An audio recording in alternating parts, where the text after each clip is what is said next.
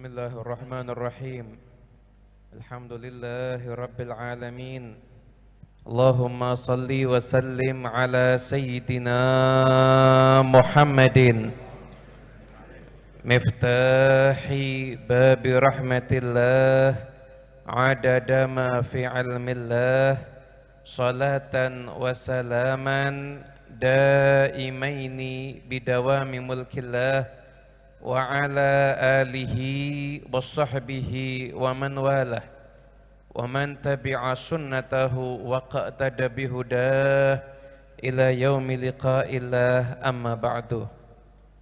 Ikhwani rahimakumullah, alhamdulillah Allah subhanahu wa ta'ala mengumpulkan kita semuanya di majelis yang di tempat ini diperdengarkan sifat-sifat indah Nabi Muhammad sallallahu alaihi wasallam.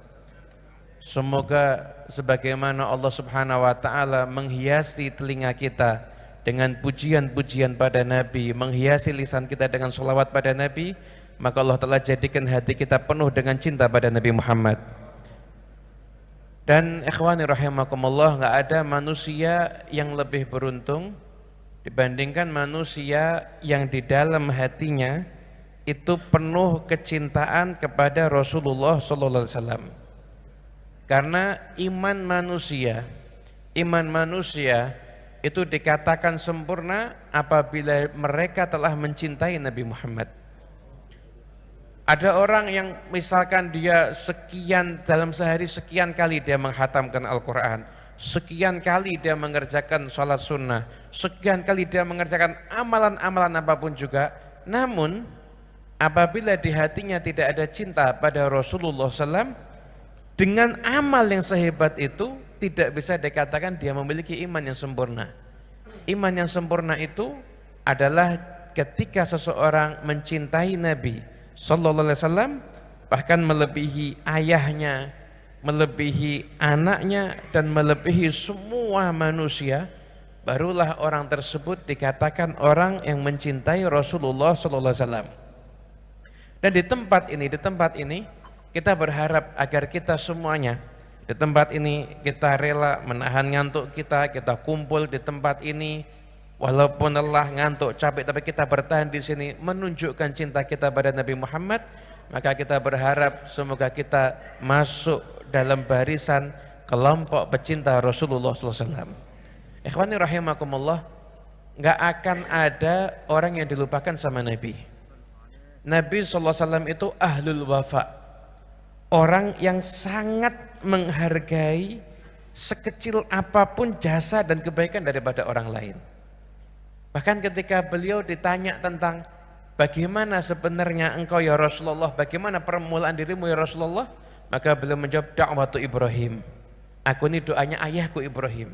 Bayangkan dari sekian generasi Nabi Ibrahim mendoakan, maka masih diingat oleh Nabi Muhammad SAW. Wa busyra Isa, kabar gembiranya dari saudaraku Nabi Isa. Wa ru'ya ummi, dan apa yang dilihat oleh ibuku. Ada riwayat yang mengatakan itu mimpi yang dilihat oleh Sayyidatuna Aminah. Namun ada juga mengatakan itu yaqadhah, ketika melahirkan Nabi SAW, maka keluar cahaya, yang mana cahaya tersebut dari rumah Nabi Muhammad menerangi hingga sampai gedung-gedungnya orang Romawi di wilayah Syam. Maka Nabi SAW ketika bercerita tentang dirinya, beliau enggak langsung menyebutkan tentang diri beliau, tapi beliau menyebutkan sekian nama, bahkan ada nama yang sudah ratusan bahkan ribuan tahun tetap beliau sebut. Kenapa? Karena nama-nama itu masih punya pengaruh dan jasa dalam kehidupan Nabi SAW. Nabi ahlul wafa, orang yang tidak akan melupakan jasa kebaikan daripada orang lain. Salah seorang sahabat pernah suatu ketika Nabi SAW itu meminta minuman, maka diambilkan minuman. Ketika itu di gelas tempat minum Nabi ada rambut satu. Maka sahabat ini mengambil rambut tersebut ketika Nabi akan minum, agar Nabi tidak terganggu dengan rambut itu. Maka spontan ketika itu Rasulullah SAW mendoakan, Allahumma jamilhu, ya Allah perindahlah dia. Maka sahabat ini sampai usianya 90 tahun lebih, dalam wajahnya tidak ada satu pun rambut putih. Barokah dari doa Nabi Muhammad SAW. Hanya sekedar mengambil rambut jasanya tidak dilupakan sama Nabi, bahkan mendapatkan doa dari Rasulullah SAW. Pernah suatu ketika, ikhwan rahimakumullah, dikisahkan ini juga menunjukkan bagaimana akhlaknya Nabi SAW. Beliau suatu ketika keluar membawa uang 10 dirham. Ketika itu kemudian Rasulullah SAW jalan dan beliau beli selendang seharga 4 dirham. Beliau pakai selendang tersebut, baru beliau jalan, datang satu orang, ya Rasulullah, itu hartanya Allah yang ada pada diri kamu, berikan kepadaku. Maka selendang yang baru dibeli sama Nabi, Nabi berikan pada orang itu. Nabi kembali lagi, Nabi beli selendang lagi seharga 4 dirham dengan harga yang sama, dipakai sama Rasulullah SAW. Baru Nabi SAW jalan, gak lama lihat ada anak perempuan kecil menangis. Anak perempuan kecil ini menangis. Didatangi sama Rasulullah. Kenapa engkau menangis? Saya seorang budak. Saya disuruh sama tuan saya untuk beli roti. Tapi uangnya hilang sekarang ini. Berapa uang yang hilang? 2 dirham. Pas uangnya Nabi. Nabi SAW 4 dirham untuk beli sorban, kasihkan ke orang. 4 dirham lagi selendang dipakai sama Nabi. 2 dirham dikasihkan ke anak kecil itu untuk ganti uang yang hilang. Setelah itu Nabi jalan, anak kecil ini masih nangis. Didatangi lagi sama Rasulullah dengan penuh kasih sayang. Kenapa menangis? Saya takut terlambat, karena sudah lama uang hilang ini saya nyari nggak ketemu. Saya takut kalau pulang terlambat nanti saya dimarahin, saya bisa dipukul. Ya udah, diantar langsung sama Nabi Muhammad. Nabi bisa saja saat itu memerintahkan siapapun yang ada di situ untuk mengantar anak kecil ini, sangat memungkinkan. Dan siapapun yang diperintah sama Nabi pasti akan senang menjalankan perintahnya Nabi Muhammad. Tapi ketika itu Rasulullah SAW sendiri, ya saya yang akan antar. Kan di antara anak perempuan kecil ini, budak ini, padahal ini levelnya seorang budak, yang mana ketika itu budak dipandang sebelah mata. Budak itu jauh di bawahnya pembantu rumah tangga, karena budak itu dimiliki, bisa diperjualbelikan. Maka Nabi SAW nganter budak ini. Nabi nganter budak ini, diantar sampai ke rumahnya. Ketika itu budak itu di belakang Nabi, Nabi duluan yang mengetuk pintu dan Nabi mengucapkan salam. Assalamualaikum warahmatullahi wabarakatuh. Nabi mengucap salam, yang ada di rumah dengar dan mendengar salam Nabi Muhammad, tapi mereka sengaja tidak menjawab dengan suara keras, mereka menjawab dengan suara pelan. Waalaikumsalam warahmatullahi wabarakatuh. Dengan suara yang pelan agar Nabi tidak dengar. Diulang salam sampai kedua kali, diulang salam sampai ketiga kali, karena Nabi SAW kalau datang ke rumah orang 3 kali salam nggak ada jawaban, maka Nabi akan pulang. Begitu Nabi akan jalan pulang, maka Sahibul Bait ini keluar, udah mengatakan, ya Rasulullah, dari pertama kali engkau salam kami sudah dengar dan kami menjawab, sengaja kami pelankan suaranya agar rumah kami mendapatkan banyak ucapan salam dari engkau ya Rasulullah. Anda bayangkan rumah yang dapat ucapan salam dari Nabi, Assalamualaikum, keselamatan atas kalian, rahmat Allah atas kalian, barakah Allah atas kalian. Betapa beruntungnya rumah tersebut.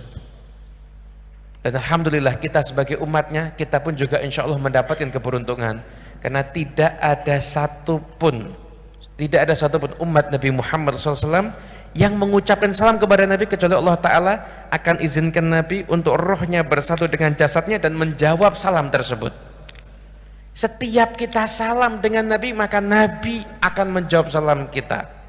Nabi akan menjawab salamnya kita semuanya. Ada orang-orang saleh yang Allah anugerahkan bisa mendengar balasan salam dari Nabi Muhammad SAW. Namun ada juga yang tetap mendapat balasan salam dari Nabi walaupun dia tidak mendengar salam dari Nabi tersebut, tapi Nabi pasti membalasnya. Maka Sahibul Bait mengatakan, Rasulullah, apa yang menjadikan engkau sampai ke rumah ini?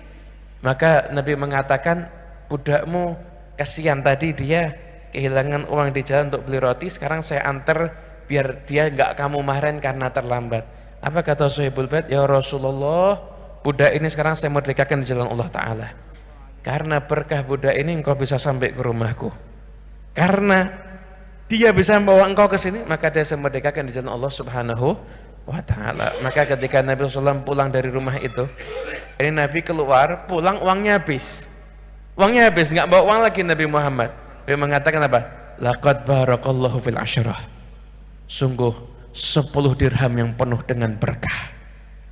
Nabimu dapat kain, kaum muslimin ada yang dapat kain, satu keluarga dapat roti, dan ada budak dimerdekakan di jalan Allah Subhanahu wa ta'ala. Ikhwani rahimakumullah, yakinlah insya Allah suatu hari kita akan mungkin menangis di padang mahsyar karena kita nggak punya bekal untuk menghadapi hari kiamat. Jangan khawatir, insya Allah Nabi Muhammad akan jadi penolong kita semuanya. Kita berada di tempat ini untuk menjadi orang-orang yang dipantaskan diri kita untuk mendapatkan syafaat Nabi Muhammad SAW. Semoga keberkahan majlis ini insya Allah sampai kepada kita semuanya. Keberkahan para awliya yang dimakamkan di tempat ini sampai kepada kita semuanya. Dan insya Allah sebagaimana kita berkumpul di tahun ini, ditakdirkan pula berkumpul di tahun-tahun yang akan datang dalam keadaan fasihatin wa afiyah. Mungkin yang bisa kita sampaikan. Assalamualaikum warahmatullahi wabarakatuh.